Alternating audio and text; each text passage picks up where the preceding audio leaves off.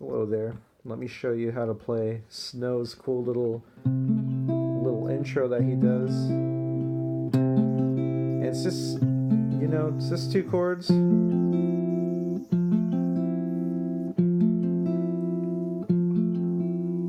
But they're bar chords, and it might be a little bit difficult to play. But the very first thing I want you to do is have your guitar in tune.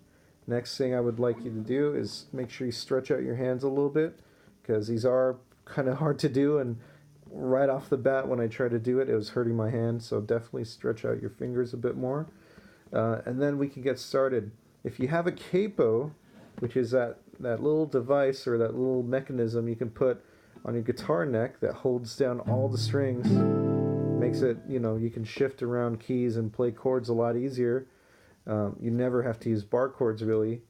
That would be very handy in this situation, because it would turn this complex chord like this into only two fingers, right? So if you do have one, keep it on the side handy. What I'm going to do is show you how to play this without the capo first really quick, and then I'm going to show you how to play it with the capo. So the very first thing I want you to do to play this C major 6, that's the very first chord. And the second chord is called the F major 7. Sounds very pretty. The first chord is going to be, you're going to bar the A string all the way down to the high E string. So it sounds like that. I'm not playing the low E, at least not yet. For the low E, I use the 8th fret of the low E, like that. So it sounds like that. We're not done yet. Now use your ring finger 7th fret of the D, and it sounds like this. The idea behind these bar chords is that where your thumb is and where your first finger is, they should be right underneath each other. So if my first finger is here at the 5th fret, my thumb is right underneath on the 5th fret. And it's going kind of like downward a little bit, so that way I can curve my hand a little bit more around, like that. Okay, so again, 8th fret of the low E, 7th fret of the D, and I'm barring 5th fret of the A all the way to the high E string. And what I play is just a low E, D, G, and B string, so it sounds like this. Right? Now keep that same exact thing. So my middle finger here is just kind of going, instead of just hanging out, like flipping people off or whatever, or just being kind of like sitting here doing nothing, I put it on top of my first finger, and that helps me press down a little bit more. So if you keep this same exact thing that I just showed you, right, this chord, what I want you to do is move your pinky, instead of playing the 8th fret of the E string, move it to the 8th fret of the A string. And this time play the A, D, G, and B string. So it's just 4 notes each chord. Sounds like that. Okay, so the very first chord, the C major 6, and the second chord, the F major 7, and that's it. You just kind of repeat each one 4 times. The beginning's a little different. It kind of sounds like this, I think.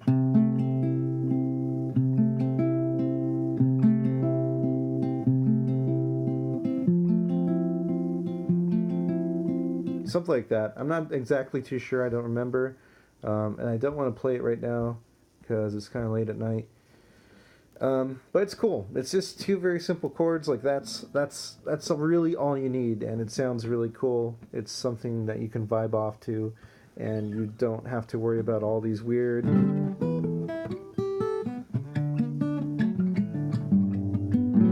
all these other complex chords and everything kind of working together. It's just 2 chords. Lastly, if you're going to be using a capo, you put it on the 5th fret, so it would cover the 5th fret, and then you would count from there all the frets. So for example, if even though this is on the 5th fret, and even though this is the 8th fret, I would now count that as the 3rd fret. And then if I play the 7th fret, instead of it being the 7th fret now, it would be the 2nd fret, because now this is kind of acting like this part of the guitar, so now it resets all of this to 1, 2, 3, 4, 5, etc. Okay, so if I have my capo on the 5th fret, you only need 2 fingers, and you just need to play the 3rd fret of the low E and the 2nd fret of the D, and the capo would take care of the G and the B. So you just play 2 fingers.